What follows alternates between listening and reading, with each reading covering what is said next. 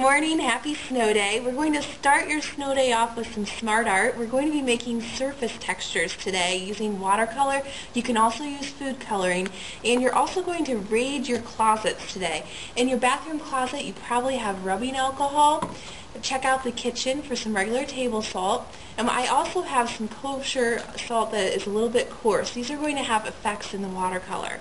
So let's go ahead and get started. I'm going to have a little cup of water, and I'm going to use my watercolor, but you could use food coloring, but you need to make sure the food coloring is watered down because it's very, very concentrated. And you're just going to create a wash. A wash is a light layer of paint. It can also be thicker as you add more layers, but it's just a basic layer of paint. And as you're painting, you can also mix in some other colors. I'm going to mix blue with this. Red and blue mixed together make what color? You should know this. That's right, violet.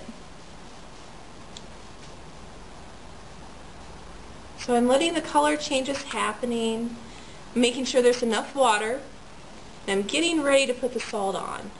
Now remember, it's going to have to stay really wet for the salt to have an effect, and all you have to do is, I poured my salt into a cup so that I wouldn't contaminate the whole jar.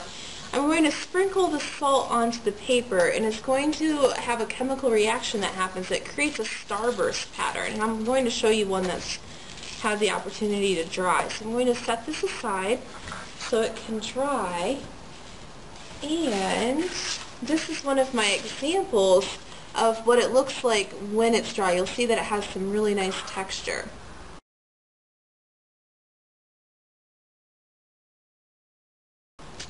Also, you're going to try one with rubbing alcohol. So we're going to go ahead and do the same thing. Make sure that they're all different.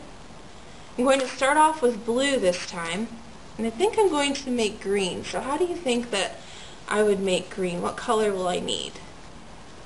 That's right, yellow.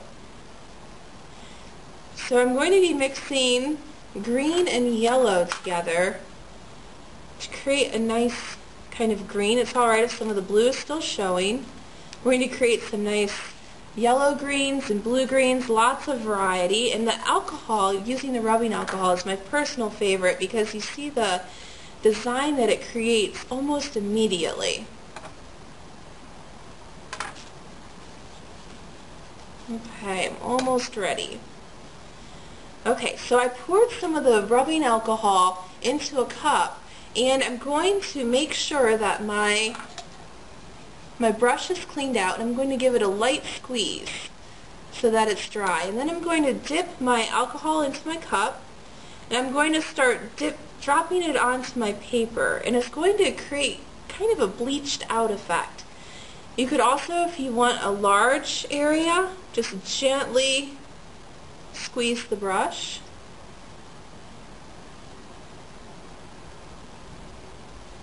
Okay, and I'm going to set that to dry.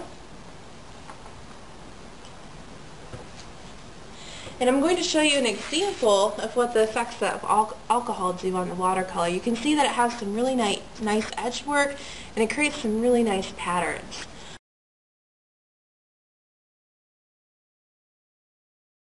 On the last one, I would like for you to combine both of the techniques together.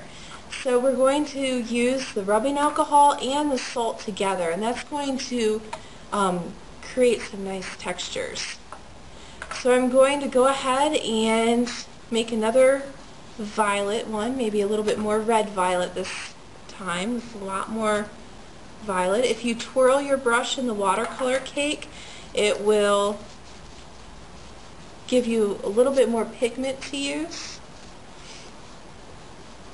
Okay, and once your paper is covered, how you want it to be covered, you can go ahead and start layering on the salt. Now remember, it has to be wet. If it's not really making a design yet, you might want to go ahead and go back over it. I'm going to add some of the kosher salt.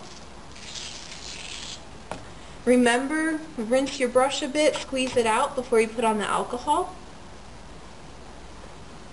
and dip it on. Now I've noticed that mine has dried just a little bit, so I'm going to go ahead and re-wet some areas with water. Also, if you have a tray or a cookie sheet to do this on, this will help reduce the mess, but it should clean up fairly easily.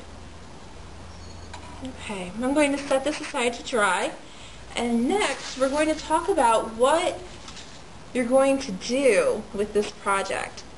So I was looking at my papers and I decided that I found a tree in my background, and I cut out some of the green shapes that reminded me of leaves and some larger shapes that looked like grasses. Yours does not have to look like mine, but tell a story with your artwork when you return from your snow day. Make sure that you make 3 pages of surface texture, bring those along, and think about the story you're going to tell and start on that. I'll see you when you return. Have a wonderful snow day.